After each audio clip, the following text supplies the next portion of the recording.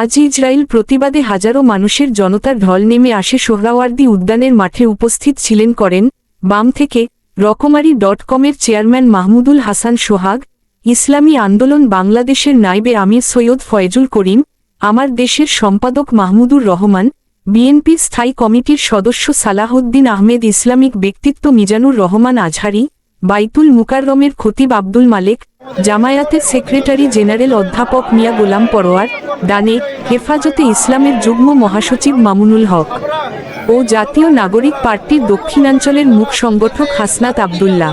March for Gaza আয়োজনে ঢাকা শহরের বিভিন্ন এলাকার অলিগলি একারিত হয়ে ইসরায়েলের বিরুদ্ধে সারা বাংলাদেশের মানুষ প্রতিবাদ মিছিল করেছেন। বাংলাদেশের জোহরের নামাজ শেষে মুসল্লিরা এই মিছিলে অংশগ্রহণ করেন। পুরনো ঢাকার অনেক মসজিদের ইমাম সাহেব সহ মুসলিরা সহ জনতার ঢল সহ নেমে আসে। রাজধানীর আনাচে কানাচে ভরে যায় চক বাজার, শাহী মসজিদ, আমলি গোলা বড় মসজিদ ও হাফেজি হুজুর মসজিদ, শহীদ নগর, ৭ নং গলির মসজিদ আরও অন্যান্য মসজিদের ইমাম সাহেব সহ ইসরায়েলের প্রতিবাদের মিছিল বের করেন ঢাকা সোহরাওয়ার্দী উদ্যানে। মাঠে মোনাজাত দিয়ে শেষ করেন। এই নিয়ে প্রতিবেদন করেছেন আশিকুর রহমান। সঙ্গে থাকুন, বিস্তারিত দেখুন সবুজ বাংলা ইউটিউব চ্যানেলে।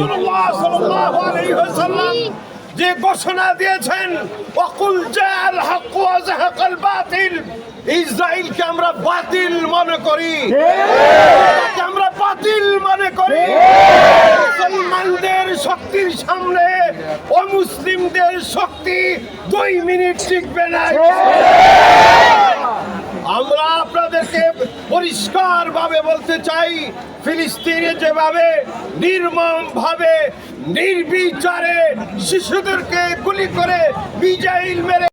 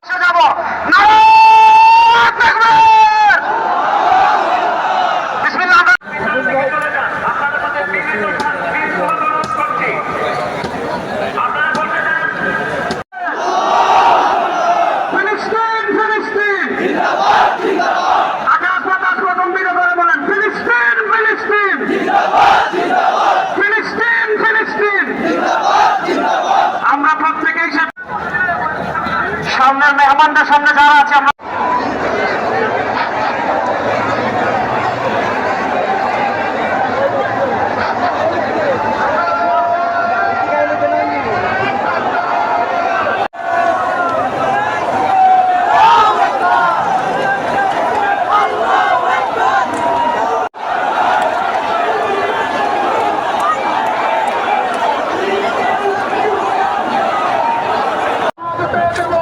আমার ভাইয়ের রক্ত